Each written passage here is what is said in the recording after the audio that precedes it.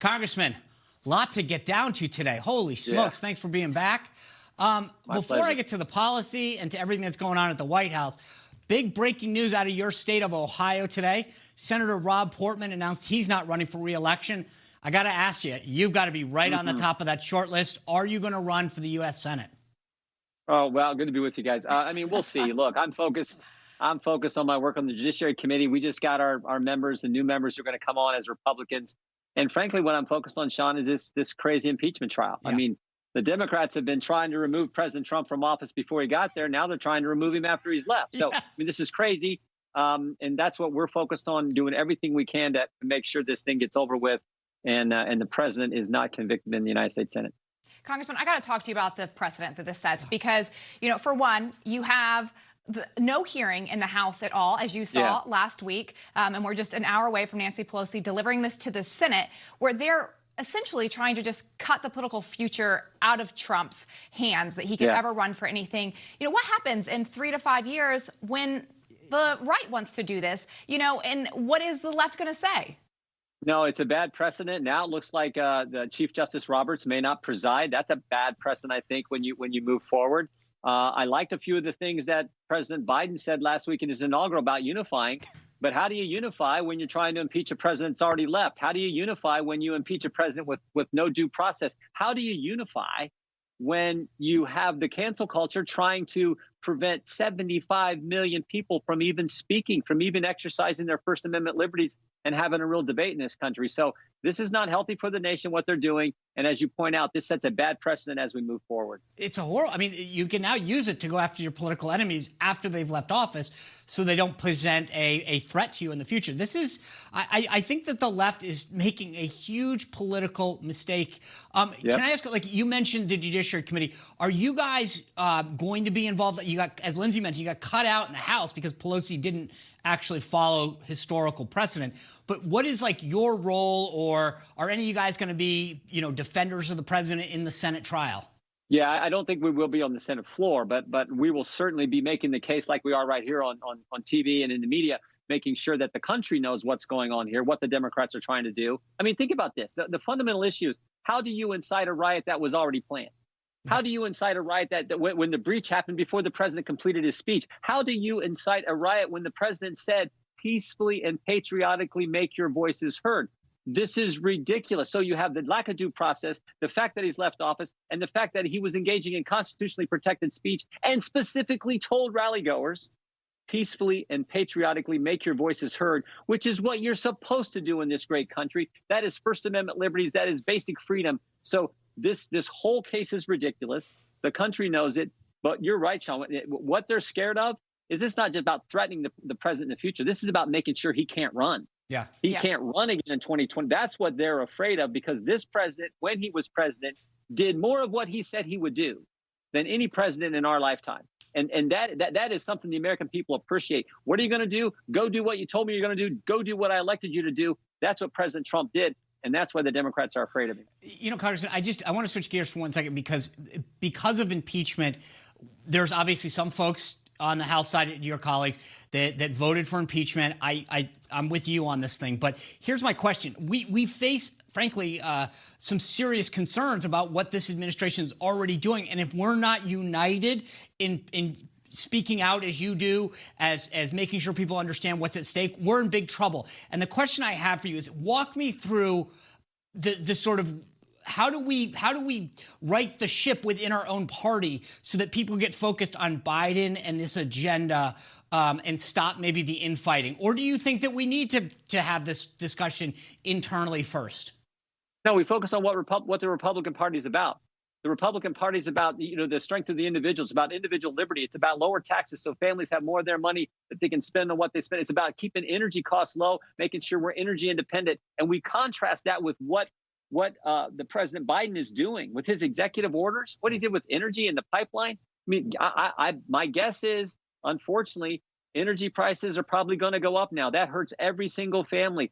My guess is when he gets rid of the 1776 commission, he's going to now be focused on this radical left agenda, this 1619 project mindset, which doesn't look at the basic principles and institutions and values that I think made our country the special place, the greatest country ever. So I think we just show the contrast, do it in a forceful way, but do it with a smile on our face. I mean, Vice President Pence had a great line. He said, I'm a conservative and I'm not mad about it. I mean, let's have this smile on our face and let's talk about the truth. And that's why they like President Trump so much. The country did, because he came at this as America first, make America great again. You saw, you felt, you knew it was genuine, that he truly loves this country and the working class, middle class, regular Americans who make the country actually prosper and grow. And that's what we got to focus on as we go forward. And if we do that in the right way, I think 2022 is going to be a good year for a Republican. Yeah, I agree. Looking forward to that, hopefully. I want to talk to you about, you talked about Biden saying he wants to unify the country. I think that we all like that, but we haven't seen a lot of that. We saw all these executive actions that are coming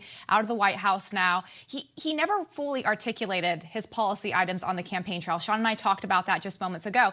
And now he's signing these executive actions that are riffing off of Trump, this America first. He's closing down the Keystone Pipeline, taking jobs. People are finally, I think, realizing how progressive he's actually going to be. Yeah. With this impeachment stuff, do you think that he really can unify? What does he need to do? How does he need to shift to make that a reality instead of just saying it to actually doing it? Well, best thing, he should have done this last week, or frankly sooner. He should tell the Senate, forget this impeachment. We should, that'd be the best thing you can do to unify. But you're right. I'm very nervous about what he said and the actions he's taken. 14,000 illegals he's going to release. 71% of those 14,000 have criminal records. How is that good for the country? How is that putting America first? How is that positive for whether you voted for Biden or voted for President Trump? How does that help? So those are the things that I think trouble so many people. And you're right. We didn't know about this during the campaign because he frankly barely left his house during the campaign. And that's what's unfortunate. But I think about people in Ohio and around the country who are suddenly going, wait a second, I'm going to lose my job because Keystone shut down. I didn't realize that you guys were going to, give citizenship to 12 million people. These are real things that affect real people's livelihoods, Congressman. Yeah, real union worker livelihoods, too. That's why so many union workers are now Trump Republicans. You're exactly right. It hurts the people who make this country work, the people who do the hard work. And it's wrong. We should talk about it. We should, just this double standard that drives Americans crazy. One set of rules for the elite. Think about last week. Last week, they literally put a wall around the Capitol to protect the politicians. But you can't have a wall on the border to protect the country. Whoa, no, we wouldn't want to do that. We wouldn't want to do what's best for the people who pay our salary. We would want to do what's best for the people we get the privilege of representing in the United States Congress. No. But we're going to make sure we got 25,000 National Guard people here, and we got razor wire and a wall around the Capitol. Look, I wanted it to be safe, and it was safe. And we what happened on January 6th was tragic and wrong. But let's remember the American people, and let's not undo all those good policies that President Trump put in place. Yeah, we're going to talk about that later, but there was a huge contrast last week with the police, the use of the military, and the fencing. It was kind of interesting that all the Democrats suddenly were for. And then Sean, to kick him in the garage, put him in the garage. It was disgusting. We had the Ohio guys were really right down the hall from me, right here in the Rayburn building. I went down and talked to one group, and it was in one room, another group down the other end of the hall. Great Americans, all these guys risk their lives, do the things they do, sacrifice, go away from it, leave their family, leave their job to come here and do this. And then somebody says, "Oh, we're gonna put them all now out in the parking garage." You got to be kidding me! That was so ridiculous. No, it actually was heart-wrenching. Congressman Jim Jordan, thank you for joining us, and obviously look forward to seeing what you have to say over the next few days as this impeachment sham starts moving forward. And I know you're going to continue to be a great defender of the president. So thank you for being here and for what I'm sure you'll do the next week or so. Thank you, guys. Keep it up. Take care. Newsmax TV is now America's fastest growing cable news channel. We give you the real news you need. So subscribe to our YouTube channel and give us a thumbs up. If you like this video, share it with your friends. Newsmax TV streams live on YouTube for free. Newsmax TV, real news for real people.